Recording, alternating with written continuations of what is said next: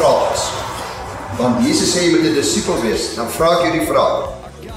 Het jy werklik jou lewe vir Christus gegee deur wedergeboorte? Wat is julle antwoord? Ja. Almal ja sê.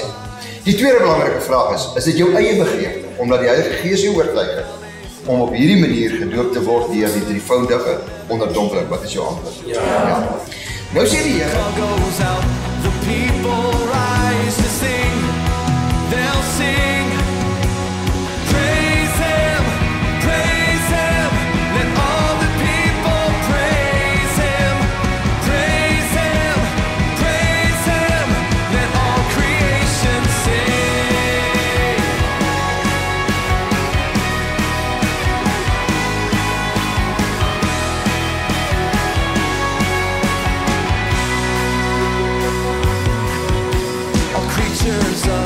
our God and King, all living things will praise.